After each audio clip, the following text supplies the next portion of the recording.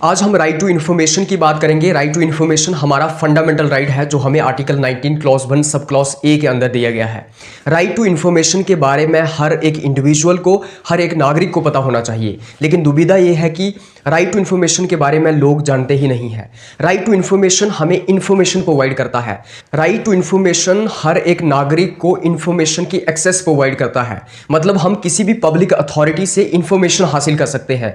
हमारा पैसा कहाँ पे खर्चा जा रहा है, कैसे खर्चा जा रहा है, अगर कोई गवर्नमेंट पॉलिसी बना रही है तो क्यों बना रही है, उसके पीछे का रीजन क्या है, हमारे देश के अंदर जो पब्लिक रिकॉर्ड्स हैं, जो गवर्नमेंट के ऑफिशियल रिकॉर्ड्स हैं, उसका डेटा, उसकी इंफॉर्मेशन हम हासिल कर सकते हैं। तो ओवरऑल तरीके से हम पब्लिक अथॉरिटीज से इंफॉर्मेशन हासिल कर सकते हैं। जो भी डिपार्टमेंट्स हैं वहां से इंफॉर्मेशन हासिल कर सकते हैं। कहीं पे अगर कोई रिक्रूटमेंट हो रही है सरकारी नौकरी की, कहीं पे कोई हायरिंग प्रोसेस चल रहा है, कहीं पे कोई एग्जाम्स हो रहे हैं, भर्तियां हो रही है, तो उसका डेटा, उसकी इंफॉर्मेशन भी हम एक्सेस कर सकते हैं। तो इसलिए राइट टू इंफॉर्मेशन जो है इज सिग्निफिकेंटली इंपॉर्टेंट है। राइट टू इन्फॉर्मेशन जो है वो हमारे देश के अंदर डेमोक्रेसी को स्ट्रेंथन करने का काम करता है, हमारे देश के अंदर ट्रांसपेरेंसी को इंश्योर करने का काम करता है, अकाउंटेबिलिटी को इंश्योर करने का काम करता है। हमारी गवर्नमेंट हमारे प्रति जो है वो ऑनरेबल रहे, हमारी गवर्नमेंट जो हमारे प्रति जो है वो जवाबदेह रहे, हमारे प्रति अकाउंटेबल रहे और ट्रांसपेरेंसी हो सिस्टम के अंदर। सिस्टम के अंदर क्या चल रहा है उसका हमें पता हो, कहीं पे रिश्वत तो नहीं हो रही, कहीं पे करप्शन तो नहीं हो रही, हमारे सिस्टम के अंदर किस तरीके से काम हो रहे हैं, कहाँ पे पैसे खर्चे जा रहे हैं, कहाँ पे प्रोजेक्ट्स चल रहे हैं, कहां पे कितना पैसा एलोकेट हुआ है। कई सारी चीजें जो है वो राइट टू इन्फॉर्मेशन के अंदर आती हैं। इसलिए राइट टू इन्फॉर्मेशन जो है वो सिग्निफिकेंटली इंपॉर्टेंट है और हमारी डेमोक्रेसी के लिए तो काफी इंपॉर्टेंट है। इस लेक्चर के अंदर हम राइट टू इन्फॉर्मेशन के बारे में समझेंगे, क्या है राइट टू इन्फॉर्मेशन, 2005 का राइट टू इन्फॉर्मेशन एक्ट हम समझेंगे। उसी के साथ साथ हम देखेंगे कि प्रोसीजर क्या है राइट टू इन्फॉर्मेशन का, किस तरीके से आरटीआई को फाइल किया जाता है, किस तरीके से इन्फॉर्मेशन को एक्सेस किया जाता है, किस तरीके से इन्फॉर्मेशन को हासिल किया जाता है, पीआईओज कौन होते हैं, अगर आपको कोई डिपार्टमेंट या फिर कोई पब्लिक अथॉरिटी इन्फॉर्मेशन देने से मना कर दे तो उसको क्या पनिशमेंट मिलती है या फिर कितनी लाइबिलिटी उनको पे करनी पड़ती है, कितने दिन के अंदर आपको इन्फॉर्मेशन देनी होती है, ये सब हम यहाँ पे कवर करेंगे, इस लेक्चर के अंदर डिस्कस करेंगे। सबसे पहले जब मैं राइट टू इन्फॉर्मेशन की बात करता हूं, इसके अंदर आपको इंफॉर्मेशन मिलती है। मतलब भारत का हर एक नागरिक जो है वो किसी भी पब्लिक अथॉरिटी से जो है वो इंफॉर्मेशन हासिल कर सकता है। हम देखते हैं कि ये ट्रांसपेरेंसी और अकाउंटेबिलिटी को प्रमोट करता है। मतलब कि सिस्टम के अंदर ट्रांसपेरेंसी हो, गवर्नमेंट के अंदर ट्रांसपेरेंसी हो, गवर्नमेंट की अकाउंटेबिलिटी हो लोगों की ओर, और साथ ही साथ आंसरेबिलिटी हो लोगों की ओर, जवाबदेही हो लोगों के प्रति। उसी के साथ साथ हम देखते हैं कि जो राइट टू इन्फॉर्मेशन एक्ट था 2005 का, हम देखते हैं कि राइट टू इन्फॉर्मेशन एक्ट जो था वो 2005 में आता है। तो 15 जून 2005 को इस राइट टू इन्फॉर्मेशन एक्ट को जो है वो पार्लियामेंट के अंदर पास किया जाता है, इनेक्ट किया जाता है। और उसके बाद हम देखते हैं कि 12 अक्टूबर 2005 को ये जो एक्ट था वो भारत के अंदर लागू होता है और ये भारत के अंदर कानून बन जाता है। तो जो राइट टू इन्फॉर्मेशन है वो 2005 में हमारे सिस्टम के अंदर लाया जाता है, हमारे पार्लियामेंट के द्वारा पास किया जाता है। और 2005 में लोगों को एक विक्ट्री मिली, लोगों को एक जीत मिली, जिसमें वो कोई भी इंफॉर्मेशन हासिल कर सकते थे, कोई भी रिकॉर्ड हासिल कर सकते थे, कोई भी इंफॉर्मेशन एक्सेस कर सकते थे। तो मीनिंग क्या होता है इंफॉर्मेशन का, इंफॉर्मेशन के अंदर क्या क्या आता है, अगर हम इंफॉर्मेशन हासिल कर सकते हैं तो किस तरीके की इंफॉर्मेशन हम हासिल कर सकते हैं, क्या आता है इंफॉर्मेशन के अंदर, आइए वो डिस्कस करते हैं। मीनिंग ऑफ इंफॉर्मेशन, सबसे पहले आता है details about government schemes. Government की जितनी भी स्कीम्स चल रही है उसके बारे में हम कोई भी डिटेल हासिल कर सकते हैं, कोई भी इंफॉर्मेशन हासिल कर सकते हैं। उसके बाद policies and services like road, electricity, education, जो भी गवर्नमेंट की पॉलिसीज हैं, जो भी गवर्नमेंट की सर्विसेज हैं, जैसे रोड्स बनवाए जा रहे हैं, बिजली लोगों को प्रोवाइड की जा रही है, इलेक्ट्रिसिटी, लोगों को एजुकेशन दी जा रही है, उसके रिलेटेड जितनी भी डिटेल्स हैं वो हम हासिल कर सकते हैं, उसकी इंफॉर्मेशन हम एक्सेस कर सकते हैं। गवर्नमेंट एक्शंस इसके अंदर आता है, जितने भी गवर्नमेंट के द्वारा एक्शंस लिए जा रहे हैं, जितनी भी गवर्नमेंट के द्वारा पॉलिसीज बनाई जा रही है, उसके पीछे के रीजंस क्या है, क्यों ऐसा एक्शन गवर्नमेंट ने लिया, क्यों ऐसा किया गवर्नमेंट ने ऐसी पॉलिसी क्यों बनाई, उसके पीछे का रीजन भी हम यहां पे हासिल कर सकते हैं। उसी के साथ साथ यहां पे आता है पब्लिक रिकॉर्ड्स। जो पब्लिक रिकॉर्ड्स हैं, जैसे ऑफिशियल डॉक्यूमेंट्स जितने भी आते हैं गवर्नमेंट के अंडर, या फिर पब्लिक के जितने भी ऑफिशियल डॉक्यूमेंट्स हैं, जो मेमोज हैं, रिपोर्ट्स हैं, ईमेल्स हैं, उनको भी हम हासिल कर सकते हैं। उसी के साथ साथ हम देखते हैं गवर्नमेंट स्पेंडिंग। कहाँ पे लोगों का पैसा यूज हो रहा है, लोगों का पैसा किस तरीके से खर्चा जा रहा है, क्या लोगों के पैसे का मिसयूज तो नहीं हो रहा, क्या लोगों के पैसे से करप्शन तो नहीं हो रही, ये सब भी हम हासिल कर सकते हैं, इसकी भी इंफॉर्मेशन हम एक्सेस कर सकते हैं। उसी के साथ साथ hiring process, details about recruitments, examinations and results, जितनी भी हायरिंग हो रही है, जितनी भी नौकरियां सरकारी निकल रही हैं, जितनी भी भर्तियां हो रही है, रिक्रूटमेंट्स हो रही है, जितने भी एग्जाम्स हो रहे हैं, जितने भी रिजल्ट्स आ रहे हैं, उसके रिलेटेड भी हम इंफॉर्मेशन को एक्सेस कर सकते हैं, एक्वायर कर सकते हैं। तो अभी मैंने आपको बताया कि आप कोई भी इंफॉर्मेशन हासिल कर सकते हैं किसी भी पब्लिक अथॉरिटी से, मतलब आरटीआई के अंडर आप कोई भी इंफॉर्मेशन हासिल कर सकते हैं किसी भी पब्लिक अथॉरिटी से। अब पब्लिक अथॉरिटी का क्या मतलब है? पब्लिक अथॉरिटी के अंदर क्या आएगा? अगर मेरी कोई प्राइवेट कंपनी हो, मान लो मेरी एक प्राइवेट कंपनी है जहां पे मैं जूते बनाता हूं, तो क्या मेरी कंपनी से तुम इंफॉर्मेशन हासिल कर सकते हो? क्योंकि वो तो मेरी कंपनी है, मेरी प्राइवेट कंपनी है, मैं वहां पे मैं उस कंपनी को चला रहा हूं, तो मैं क्यों दूं आपको इंफॉर्मेशन उसके रिलेटेड? तो बेसिकली आप पब्लिक अथॉरिटी से इंफॉर्मेशन हासिल कर सकते हो। पब्लिक अथॉरिटी के अंदर क्या आता है? तो जब मैं पब्लिक अथॉरिटी के मीनिंग की बात करता हूं कि आरटीआई एक्ट के अंदर पब्लिक अथॉरिटी का क्या मतलब बताया गया है, तो इसके अंदर आता है एनी बॉडी और अथॉरिटी और इंस्टीट्यूशन दैट इज कंस्टिट्यूटेड, मतलब कि कोई भी ऐसी अथॉरिटी या कोई इंस्टीट्यूशन जो कि कॉन्स्टिट्यूशन के द्वारा कंस्टिट्यूट किया गया है, कॉन्स्टिट्यूशन के द्वारा बनाया गया है, या फिर अंडर कॉन्स्टिट्यूशन जो है एस्टैब्लिश किया गया है। मतलब कि पब्लिक अथॉरिटी उसको कहा जाएगा जो कॉन्स्टिट्यूशन के द्वारा बनाई गई है। फॉर एग्जाम्पल हमारा पार्लियामेंट जो है वो पब्लिक अथॉरिटी है, क्योंकि कॉन्स्टिट्यूशन के अंदर प्रोविजन है पार्लियामेंट का।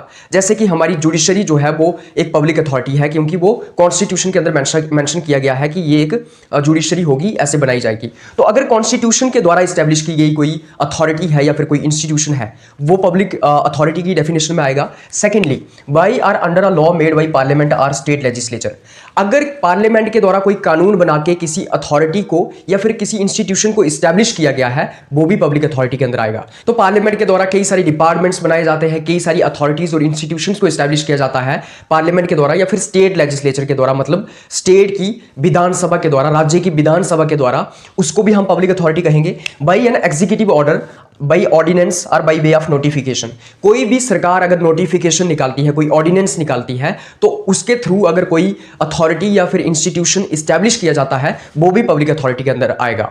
उसके बाद एनीथिंग और एनी बॉडी ओन्ड, कंट्रोल्ड और substantially financed by the government, कोई भी चीज जो सरकार के द्वारा कंट्रोल की जा रही है, कोई भी चीज जो सरकार के द्वारा ओन की जा रही है, या सरकार उसमें फंडिंग करती है, वो भी पब्लिक अथॉरिटी के अंदर आएगा। चाहे फिर वो कोई एनजीओ हो, चाहे वो कोई ऑर्गेनाइजेशन हो जिसको सरकार कंट्रोल कर रही है, सरकार के द्वारा ओन किया जा रहा है, या फिर सरकार के द्वारा उसको एड दी जा रही है, फंडिंग दी जा रही है, फाइनेंस किया जा रहा है, वो भी पब्लिक अथॉरिटी के अंडर आएगा। तो पब्लिक अथॉरिटी का यहां पे मतलब ये है कि सरकार के अंडर जो आ रहा है, सरकार के द्वारा जो कंट्रोल किया जा रहा है, या फिर जो कॉन्स्टिट्यूशन के अंदर कोई इंस्टीट्यूशन या अथॉरिटी है, या फिर पार्लियामेंट ने कोई कानून बना के किसी इंस्टीट्यूशन को या अथॉरिटी को एस्टैब्लिश किया है, वो सब पब्लिक अथॉरिटी के अंदर आएगा। तो पब्लिक अथॉरिटी के अंदर प्राइवेट ऑर्गेनाइजेशंस नहीं आते हैं जिनको सरकार कंट्रोल नहीं करती है, सरकार ने जिनको फंड नहीं किया है, फाइनेंस नहीं किया है, वो सब किसके अंदर नहीं आते हैं? आरटीआई के अंदर, या पब्लिक अथॉरिटी के अंदर नहीं आते हैं।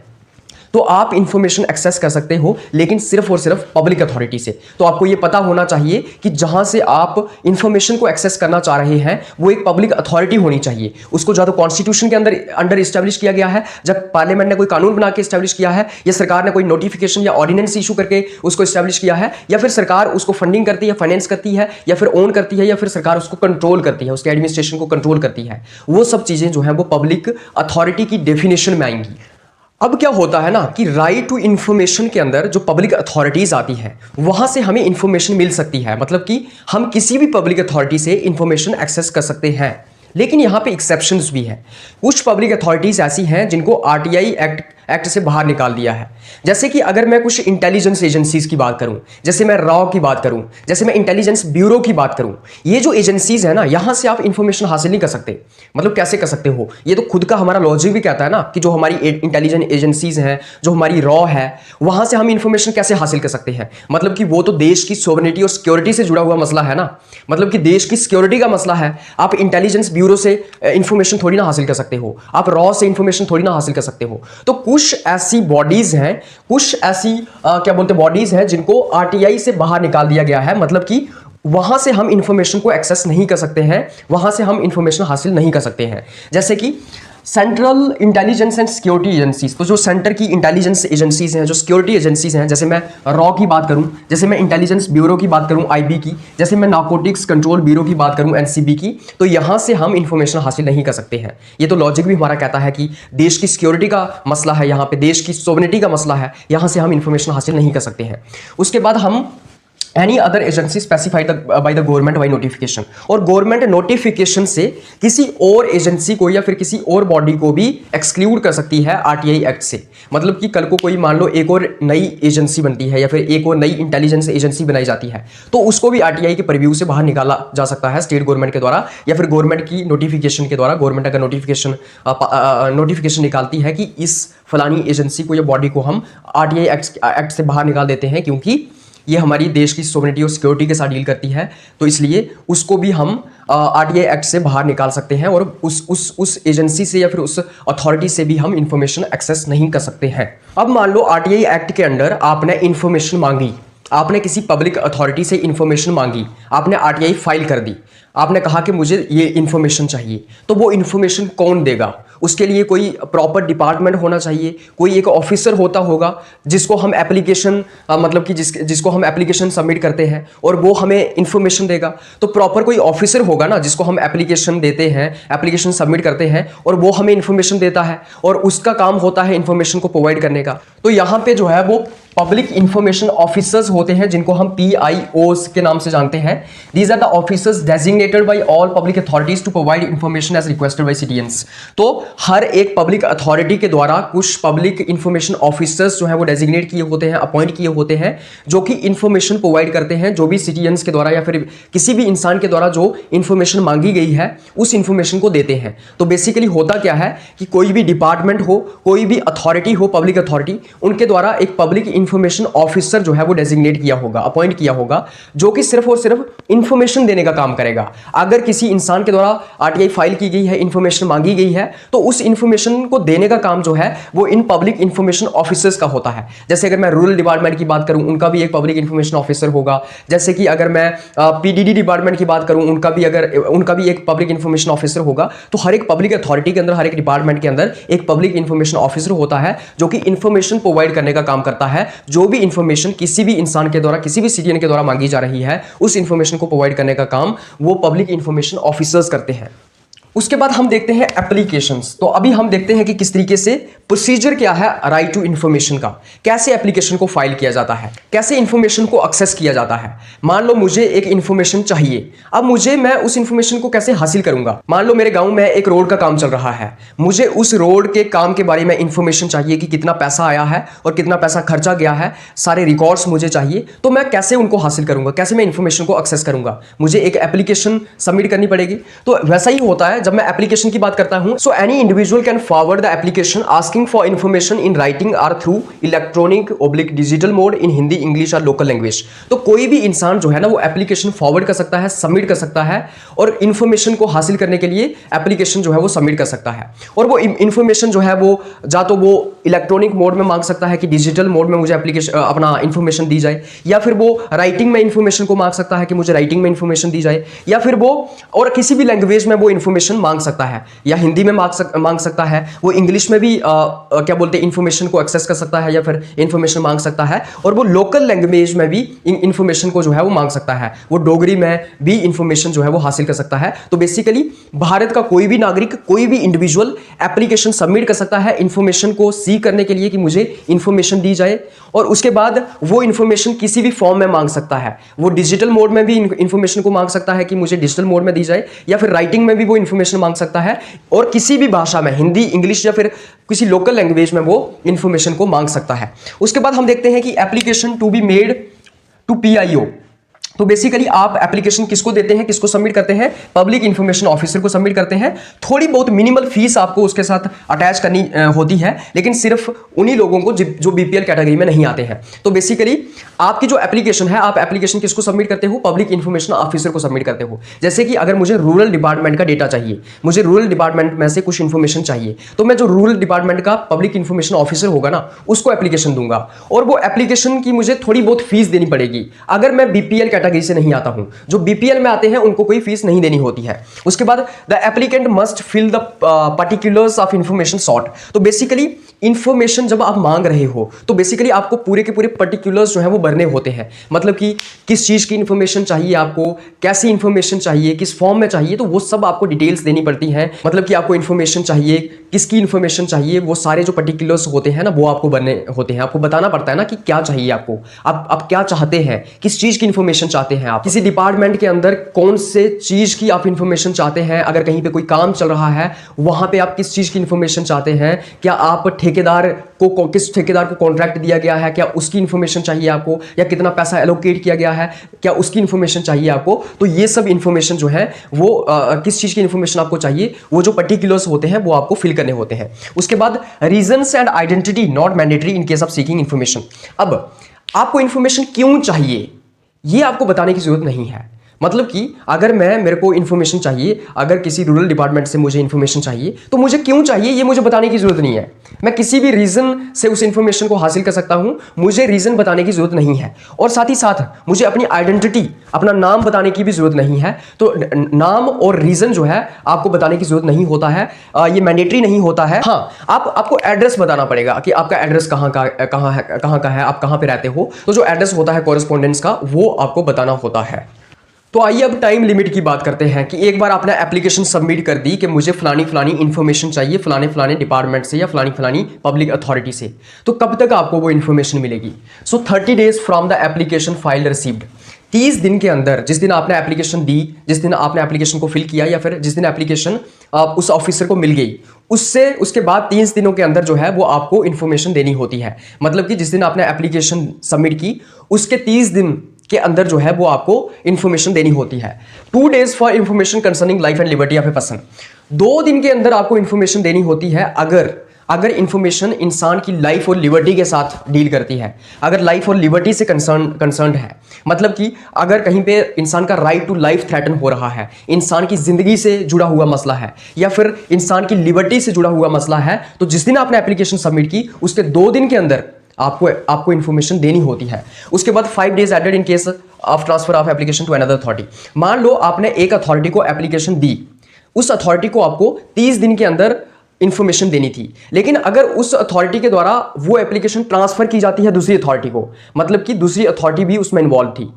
सिंपल सा मतलब ये है कि मान लो मैं रूरल डिपार्टमेंट को एप्लीकेशन सबमिट करता हूँ, रूरल डिपार्टमेंट को मुझे 30 दिन के अंदर इंफॉर्मेशन देनी थी, लेकिन मेरी इंफॉर्मेशन ऐसी है जिसमें कोई दूसरी पार्टी भी इन्वॉल्व है, दूसरी अथॉरिटी भी इन्वॉल्व है, तो दूसरी अथॉरिटी को भी एप्लीकेशन वो ट्रांसफर की जाएगी पहली वाली अथॉरिटी के द्वारा, इसलिए 5 दिन और ऐड हो जाएंगे। तो अभी आपको 35 दिन के अंदर जो है वो इन्फॉर्मेशन मिल जाएगी। मतलब 35 दिन जो है वो मैक्सिमम टाइम लिमिट है। 35 दिन के अंदर आपको क्या मिलेगी, इन्फॉर्मेशन मिलेगी, जहां पे अगर 2 अथॉरिटीज इन्वॉल्व हैं। Failure to provide information within the time limit. अगर आपको टाइम लिमिट के अंदर इंफॉर्मेशन नहीं प्रोवाइड की जाती है, अगर अथॉरिटीज या पब्लिक अथॉरिटी या डिपार्टमेंट आपको टाइम लिमिट, जितना टाइम लिमिट दिया गया है 30 दिन के अंदर या फिर लिबर्टी और लाइफ के रिगार्डिंग 2 दिन के अंदर, अगर आपको उस टाइम लिमिट के अंदर इंफॉर्मेशन नहीं प्रोवाइड की जाती है तो ये मान लिया जाएगा कि अथॉरिटीज के द्वारा, पब्लिक अथॉरिटी के द्वारा डिनाइल कर दिया गया है या फिर रिफ्यूज कर दिया गया है। मतलब कि पब्लिक अथॉरिटी ने आपको इन्फॉर्मेशन देने से मना कर दिया है। अगर आपको 30 दिन के अंदर इन्फॉर्मेशन नहीं दी जाती है तो ये मान लिया जाएगा कि अथॉरिटीज ने इन्फॉर्मेशन देने से मना कर दिया है और उसके लिए उनको अलग से पुनिशमेंट भी होगी। और उसी के साथ साथ आप क्या कर सकते हो, राइट टू अपील कर सकते हो। मतलब कि आपके पास ये राइट है कि आप अपील कर सकते हो PIO, पब्लिक इंफॉर्मेशन ऑफिसर के ऊपर जो ऑफिसर होता है उसको, डिपार्टमेंट में जो PIO से ऊपर ऑफिसर होता है उसको आप अपील भी कर सकते हैं अगर आपको टाइम लिमिट के अंदर इंफॉर्मेशन नहीं मिलती है।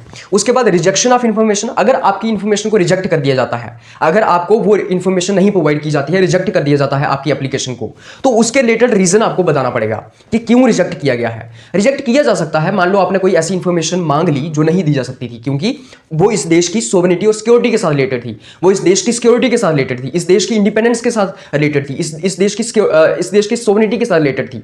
तो आपको वैसी इंफॉर्मेशन नहीं भी दी जा सकती है, लेकिन आपको बताना पड़ेगा कि आपकी एप्लीकेशन को रिजेक्ट क्यों किया है, उसके रीजंस जो है ना उस एप्लीकेंट को बताने पड़ेंगे जिसने इन्फॉर्मेशन मांगी थी। तो अथॉरिटीज को यह बताना पड़ेगा कि उनकी एप्लीकेशन को क्यों रिजेक्ट किया गया है। अगर यूजलेस तरीके से, अगर फॉल्स तरीके से, अगर गलत तरीके से अगर आपकी एप्लीकेशन रिजेक्ट की जाती है तब भी आप अपील कर सकते हैं और आप कोर्ट में भी जा सकते हैं। उसके बाद हम बात करते हैं पेनाल्टी की। तो अब क्या होता है ना, अगर आपको इन्फॉर्मेशन प्रोवाइड नहीं की जाती है, अगर आपको इन्फॉर्मेशन गलत प्रोवाइड की जाती है या फिर आपको इन्फॉर्मेशन प्रोवाइड करने से रिफ्यूज कर दिया जाता है, मना कर दिया जाता है, तो जो पीआईओ होगा, जो पब्लिक इन्फॉर्मेशन ऑफिसर होगा, उसको पेनाल्टी भी हो सकती है, उसको जुर्माना हो सकता है। जुर्माना हो नहीं सकता है, होगा उसको जुर्माना। तो जो आरटीआई एक्ट है ना 2005 का, उसके अंदर पेनाल्टी के प्रोविजन भी दिए गए हैं। तो हम देखते हैं कि every PIO will be liable to pay Rs 250 per day up to a maximum of 25,000 for. तो बेसिकली क्या होता है कि हर एक पीआईओ को 250 रुपए हर दिन के पे करने पड़ सकते हैं 25,000 तक। अगर क्या होता है, अगर वो एप्लीकेशन को एक्सेप्ट नहीं करता है, जिस भी एप्लीकेंट ने एप्लीकेशन को मेड किया है, मतलब जिसने भी एप्लीकेशन को सबमिट किया है, जैसे कि मैंने एप्लीकेशन दी है और मैंने इन्फॉर्मेशन को सी करने के लिए एक एप्लीकेशन दी है कि मुझे इन्फॉर्मेशन दी जाए, लेकिन अगर इन्फॉर्मेशन एक्सेप्ट नहीं की जाती है पीआईओ के द्वारा, अगर वो एप्लीकेशन को एक्सेप्ट ही नहीं करता है पब्लिक इन्फॉर्मेशन ऑफिसर, तो उसको हर दिन के 250 रुपए देने पड़ सकते हैं 25,000 तक। उसी के साथ साथ अगर वो delay in providing information without any reasonable cause, अगर वो इन्फॉर्मेशन को प्रोवाइड करने में डिले करता है बिना किसी रीजनेबल कॉज के, मतलब बिना कोई वजह दिए हुए, कोई सटीक वजह दिए हुए, अगर वो मेरी इन्फॉर्मेशन मुझे प्रोवाइड करने के लिए अगर डिले करता है, या इंटेंशनली गिविंग इनकम्प्लीट, इनकरेक्ट और मिसलीडिंग इन्फॉर्मेशन, या फिर अगर वो मुझे जानबूझ के इनकम्प्लीट इंफॉर्मेशन देता है, इनकरेक्ट इंफॉर्मेशन देता है, गलत इंफॉर्मेशन देता है, या फिर मिसलीडिंग इंफॉर्मेशन अगर वो मुझे प्रोवाइड करता है, या फिर डिस्ट्रॉइंग द रिक्वेस्टेड इंफॉर्मेशन, अगर जो मैंने इंफॉर्मेशन मांगी हुई है अगर पहले से ही उसको डिस्ट्रॉय कर देता है। मान लो अगर मैंने कोई रिकॉर्ड मांगा हुआ है तो रिकॉर्ड को अगर पहले से ही उसने जला दिया, डिस्ट्रॉय कर दिया, तो उसको क्या हो सकता है 250 रुपए का पर डे फाइन हो सकता है, पेनाल्टी हो सकती है 25,000 रुपए तक। ये पेनल्टी कौन लगाएगा उसके ऊपर? तो हमारे पास सेंट्रल इंफॉर्मेशन कमीशन है या फिर हमारे पास स्टेट इंफॉर्मेशन कमीशन है जो उसके ऊपर पेनल्टी को इंपोज करेंगे। तो हमारे पास सेंट्रल इंफॉर्मेशन कमीशन आता है और स्टेट इंफॉर्मेशन कमीशन आते हैं जो उसके ऊपर पेनल्टी, वो जुर्माना, वो फाइन जो है वो इंपोज करेंगे। अब हमारे पास ना अपीलेट अथॉरिटीज आती हैं, मतलब कि हम अपील कर सकते हैं। अगर मुझे टाइम लिमिट के अंदर 30 दिन के अंदर इंफॉर्मेशन नहीं दी जाती है तो मैं अपील कर सकता हूं। जो भी टाइम लिमिट फ्रेम की गई है अगर उसके अंदर मुझे इंफॉर्मेशन नहीं दी जाती है तो मैं अपील कर सकता हूं। या फिर अगर मुझे इंफॉर्मेशन देने से मना कर दिया जाता है तब भी मैं अपील कर सकता हूं। अगर मेरी एप्लीकेशन एक्सेप्ट नहीं की जाती है तब भी मैं अपील कर सकता हूं। अगर मुझे गलत इंफॉर्मेशन दी गई है, मुझे फॉल्स इंफॉर्मेशन प्रोवाइड की गई है, तब भी मैं अपील कर सकता हूं। अपील मैं किसको कर सकता हूं? अपीलेट अथॉरिटीज कौन सी हैं? तो आरटीआई एक्ट के अंदर हमें देखने को मिलता है कि यहां पे 3 अपीलेट अथॉरिटीज आती हैं, 3 अपील अथॉरिटीज आती हैं। पहली अपील मेरी जो होगी, first appeal to officer senior in rank to the concern PIO. तो जो पीआईओ के ऊपर का ऑफिसर होगा, जो पब्लिक इंफॉर्मेशन ऑफिसर के सीनियर रैंक ऑफिसर है, जैसे अगर मैं बात करूं जो डिप्टी कमिश्नर होता है, उसको पहली अपील जाती है। उसके बाद सेकंड अपील किसको जाती है? सेकंड अपील टू सीआईसी और स्टेट आईसी। अगर यहां पे भी पहली अपील में जो डिप्टी कलेक्टर है या फिर जो डीसी है अगर मुझे गलत इंफॉर्मेशन देता है या फिर मेरी इंफॉर्मेशन मुझे प्रोवाइड नहीं करता है या फिर मुझे इंफॉर्मेशन देने से मना कर देता है, तो मैं क्या कर सकता हूं? मैं सेकंड अपील कर सकता हूं। किसको? अपना सेंट्रल इंफॉर्मेशन कमीशन को, सेंट्रल इंफॉर्मेशन कमीशन को, या फिर स्टेट इंफॉर्मेशन कमीशन को। तो सेकंड अपील मैं किसको कर सकता हूं? सेंट्रल इंफॉर्मेशन कमीशन को और स्टेट इंफॉर्मेशन कमीशन को, स्टेट इंफॉर्मेशन कमिश्नर को। उसके बाद अगर ये भी गड़बड़ी करते हैं, ये भी अगर मेरे को इंफॉर्मेशन अच्छी सही प्रोवाइड नहीं करते हैं, टाइम लिमिट के अंदर नहीं प्रोवाइड करते हैं, या मेरी एप्लीकेशन एक्सेप्ट नहीं करते हैं, या फिर मुझे गलत इंफॉर्मेशन प्रोवाइड करते हैं, तो फिर मैं तीसरी अपील करूंगा भाई साहब सीधी कोर्ट में। तो फिर मैं तीसरी अपील कहां कर सकता हूं? कोर्ट्स में कर सकता हूं, जब मैं सुप्रीम कोर्ट में या फिर मैं हाई कोर्ट में जा सकता हूं। तो इस तरीके से हम देखते हैं कि हमारे पास 3 अपीलेट अथॉरिटीज यहां पे आती हैं।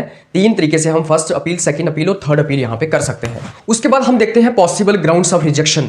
तो जो आपने इंफॉर्मेशन मांगी है किसी पब्लिक अथॉरिटी से, उसको रिजेक्ट भी किया जा सकता है। किन बेसिस के ऊपर उसको रिजेक्ट किया जा सकता है, क्या वो ग्राउंड्स है रिजेक्शन के, वो हम यहां पे डिस्कस करेंगे। मान लो आपने कोई ऐसी इंफॉर्मेशन मांगी है जो कि हमारे देश की सोवरेनिटी, इंटीग्रिटी या सिक्योरिटी को अफेक्ट करेगी, हमारे देश की सुरक्षा को, हमारे देश की सोवरेनिटी को, हमारे देश की इंटीग्रिटी को अगर वो इंफॉर्मेशन अफेक्ट करती है, मतलब कि अगर आपको वो इंफॉर्मेशन दी जाए तो उससे क्या होगा? हमारे देश की सिक्योरिटी, सुरक्षा खतरे में आ जाएगी, हमारे देश की इंटीग्रिटी और सोवरेनिटी खतरे में आ जाएगी। उसी के साथ साथ सेकंड इसके अंदर आता है any information received in confidence from foreign governments. अगर किसी बाहर के देश की सरकार के बहकावे में आके अगर आपने वो इन्फॉर्मेशन मांगी है, मतलब कि उससे क्या होगा कि वो इन्फॉर्मेशन मतलब कि विदेश की किसी सरकार के लिए इंपॉर्टेंट है। मान लो अमेरिका की सरकार क्या करती है, मुझे कुछ पैसे देती है और मुझे कहती है कि तू आरटीआई लगा किसके खिलाफ, रूरल डिपार्टमेंट के खिलाफ, और मुझे वहां से वो इन्फॉर्मेशन निकाल के मुझे बता देना, हमें बता देना। तो उससे क्या हो रहा है कि मेरा यूज करके वो इन्फॉर्मेशन अपने मतलब कि इन्फॉर्मेशन को वो वहां पे मिसयूज कर सकते हैं। बेसिकली बाहर की कोई सरकार अगर हमारी कोई इंटरनल इन्फॉर्मेशन को निकालना चाहे और वो हमारे किसी सिटीजन का यूज़ करे या भारत के किसी नागरिक का इस्तेमाल करके करे, जैसे अगर चाइना की गवर्नमेंट मुझे पैसे दे और कहे कि पार्लियामेंट का ये फलाना रिकॉर्ड आरटीआई लगा के मुझे बता दो और मैं तुम्हें इतने पैसे दे देता हूँ, तो उसके बेसिस के ऊपर भी वो जो इन्फॉर्मेशन है उसको रिजेक्ट किया जा सकता है, वो मुझे नहीं दी जा सकती है। Any information the enclosure of which endanger the life and physical safety of any person, ऐसी कोई इन्फॉर्मेशन जिसको देने से क्या हो जाएगा, किसी इंसान की जिंदगी जो है वो खतरे में आ सकती है, लाइफ खतरे में आ सकती है, तो वो भी इन्फॉर्मेशन नहीं दी जा सकती है, वो भी रिजेक्शन का ग्राउंड हो सकती है। उसके बाद cabinet papers, records of deliberation of CM secretaries etcetera, तो बेसिकली जो कैबिनेट पेपर्स होते हैं, जो रिकॉर्ड्स होते हैं, जो हमारे कौंसलर मिनिस्टर्स जो हैं वो आपस में बातचीत कर रहे हैं, जो सेक्रेटरीज की बात हो रही है उसका जो रिकॉर्ड है, उनकी डेलिब्रेशंस के जो रिकॉर्ड हैं वो भी नहीं दिए जा सकते हैं। और उसी के साथ साथ any information related to contempt of court, मान लो कोई एक ऐसी इन्फॉर्मेशन है जिससे कोर्ट का कंटेम्प्ट हो जाएगा, तो वो इन्फॉर्मेशन भी मुझे प्रोवाइड नहीं की जा सकती है, वो भी एक रिजेक्शन का ग्राउंड हो सकती है। तो इस तरीके से हमने डिटेल से राइट टू इन्फॉर्मेशन एक्ट को समझने की कोशिश की है, हमने जो हमारा इन्फॉर्मेशन का राइट है उसको यहाँ पे डिस्कस करने की कोशिश की है। मुझे उम्मीद है कि अभी आप एक रिस्पॉन्सिबल सिटीजन होने के नाते अपनी ये जो आपका राइट टू इन्फॉर्मेशन है इसको प्रैक्टिस करेंगे, आप भी आरटीआईज का इस्तेमाल करेंगे जिससे कि आप इन्फॉर्मेशन को हासिल कर सकें और निगरानी रख सकें अपने पैसे के ऊपर, और साथ ही साथ गवर्नमेंट की फंक्शनिंग के ऊपर भी आप निगरानी रख सकें। आप पब्लिक अथॉरिटीज़ कैसे काम कर रही हैं उसके ऊपर भी आप निगरानी रख सकें, कहीं पे करप्शन तो नहीं हो रही, कहीं पे धांधली तो नहीं हो रही, उसके ऊपर भी आप निगरानी रख सकें। तो इसलिए आप सब लोगों को राइट टू इन्फॉर्मेशन जैसे ये जो टूल्स हैं इनको एक्सरसाइज करना चाहिए, इनका इस्तेमाल करना चाहिए। भारत के हर एक नागरिक को राइट टू इन्फॉर्मेशन का पता होना चाहिए, इस एक्ट का पता होना चाहिए, क्योंकि हमारी डेमोक्रेसी के लिए, हमारी ट्रांसपेरेंसी के लिए, हमारे सरकार की अकाउंटेबिलिटी लोगों के प्रति हो, उसके लिए काफी इंपॉर्टेंट है। तो राइट टू इन्फॉर्मेशन इसलिए सिग्निफिकेंटली इंपॉर्टेंट है। कुछ लोग आपको कहेंगे कि राइट टू इन्फॉर्मेशन जो है वो आरटीआई हमें नहीं लगानी चाहिए, ये होता है वो होता है, उनके बहकावे में नहीं आना है। एक समझदार नागरिक होने के नाते आपको इन राइट्स का इस्तेमाल करना है और सरकार को अपने प्रति जवाबदेह बनाना है, लोगों के प्रति जवाबदेह बनाना है। लोगों का पैसा सही तरीके से स्पेंड हो, सही तरीके से खर्च हो, उसके ऊपर आपको निगरानी रखनी है। ठेकेदार पैसे ना खा जाएं, उसके ऊपर आपको निगरानी रखनी है। कहीं पे करप्शन ना हो, धांधली ना हो, उसके ऊपर आपको निगरानी रखनी है। और गवर्नमेंट और अथॉरिटीज और अफसर, ये जो लोग हैं ये कैसे काम कर रहे हैं, इसके ऊपर भी आपको निगरानी रखनी है। इस तरीके से आपको ट्रांसपेरेंसी को मेंटेन करने की कोशिश करनी है इस भारत के अंदर। तो इसलिए राइट टू इन्फॉर्मेशन यहां पे काफी इंपॉर्टेंट है। अभी रिसेंटली आपने सुना होगा कि सुप्रीम कोर्ट ने इलेक्टोरल बॉन्ड्स को जो है वो नल एंड वॉइड डिक्लेयर कर दिया। मतलब एनोनिमस तरीके से जो इलेक्टोरल फंडिंग दी जाती थी, जो पॉलिटिकल पार्टीज को फंडिंग दी जाती थी और हमें पता नहीं चलता था कि कितने पैसे किस पॉलिटिकल पार्टी को दिए जा रहे हैं, कौन सा बंदा किसको पैसे दे रहा है, कौन सी कंपनी जो है वो किस पॉलिटिकल पार्टी को पैसे दे रही है। तो हमारे यहाँ हिंदुस्तान में इलेक्टोरल बॉन्ड्स का सिस्टम था, एनोनिमस तरीके से पॉलिटिकल पार्टीज को फंडिंग की जाती थी, किसने फंडिंग की है ये पता नहीं चलता था। तो अभी सुप्रीम कोर्ट ने उसको नल एंड वॉइड डिक्लेयर कर दिया, क्योंकि वो राइट टू इन्फॉर्मेशन का वायलेशन था। हमें इंफॉर्मेशन होनी चाहिए ना, हमें पता होना चाहिए कि किस पॉलिटिकल पार्टी को कितने पैसे जा रहे हैं, लेकिन हमें पता नहीं था। इसका मतलब यह है कि हमारी राइट टू इन्फॉर्मेशन का वो वायलेटिव था, वो हमारी राइट टू इन्फॉर्मेशन को वायलेट करता था। वो हमारा जो राइट है under article 19 clause 1 sub clause A, उसको भी वायलेट करता था। इसलिए सुप्रीम कोर्ट ने इलेक्टोरल बॉन्ड्स को नल एंड वॉइड डिक्लेयर कर दिया है। तो इस तरीके से हम यहाँ पे राइट टू इन्फॉर्मेशन को कवर करते हैं। अगर आपको इस लेक्चर का पीडीएफ चाहिए तो आप इस वीडियो की डिस्क्रिप्शन में जा सकते हैं, वहां पे टेलीग्राम चैनल का लिंक दिया होगा, वहां से आप टेलीग्राम चैनल ज्वाइन कर सकते हैं, आपको पीडीएफ मिल जाएगा। आप सब लोगों का बहुत बहुत धन्यवाद।